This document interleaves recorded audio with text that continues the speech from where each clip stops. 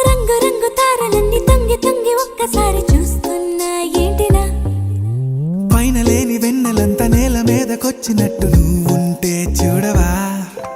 మంచువాన నన్ను ముంచనంట వాన విల్లు మీద ఇల్లు కట్టినెవ్వరంట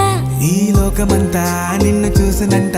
ఏ దిష్టి నిన్ను తాకకుండా ఇంటిలోనే దాచుకుంటా రంగు